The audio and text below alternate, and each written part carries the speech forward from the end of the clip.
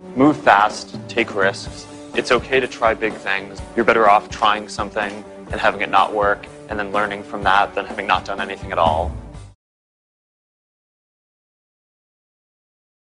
The thing that we are trying to do at Facebook is just help people connect and communicate more efficiently. That when you give everyone a voice and give people power, the system usually ends up in a really good place. So what we view our role as is giving people that power.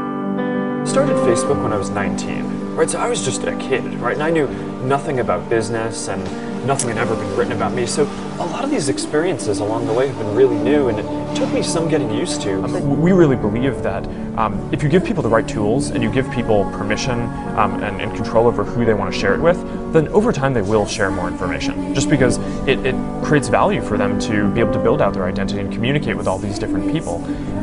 Well, the thing that's really important is that we need to give people complete control over their information. Right? People need to be able to say exactly who they want to share each piece of information that they're sharing.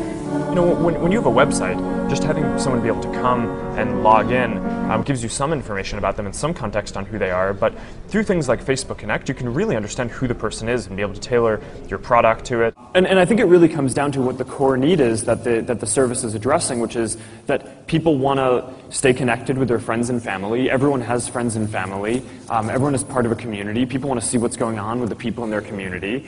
And that's really similar across every country. Right. But what we're thinking about is, we want to get as little dilution as possible and raise money on the most favorable terms.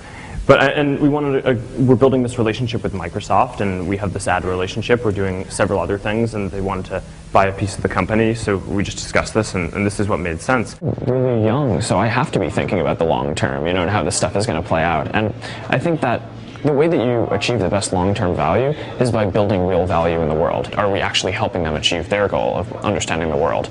And if we could do that, then I don't think we're going to have a hard time making a lot of money.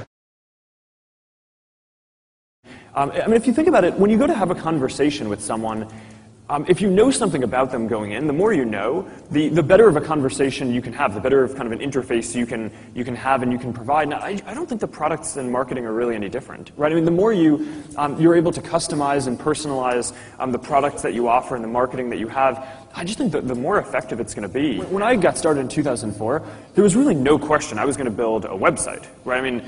Software was kind of too hard to build, and I think most things were going to the web, so a lot of software development was on the way out, and mobile phones weren't penetrated enough yet, and the platforms weren't developed enough, so it's like, all right, you're going to build a website. The most important thing to me is to be within walking distance of the office, so every morning I can just wake up and walk 5 or 10 minutes to work. A lot of it is just moving quickly and trying a lot of things. So at Facebook, we've really built our whole company and our culture around this. When people think about platforms, I think a lot of the time they think about a vertical, right? So for example, iPhone platform is an environment in which you can build iPhone apps and use a phone.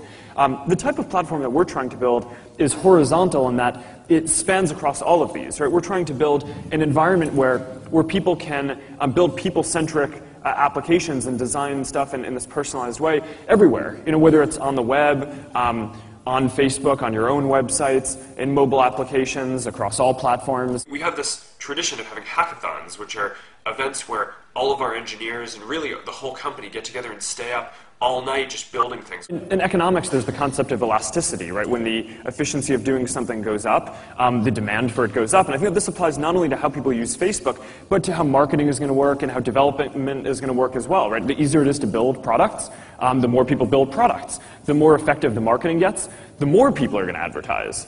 When people don't care about what someone says about you in a movie, or even what you say, right? They care about what you build.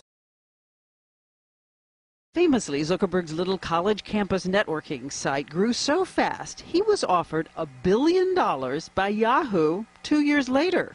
And he said no. When I dropped out of college to start working on Facebook full-time out here, I later talked to my mom about it, and she told me that she knew that I was going to drop out of college.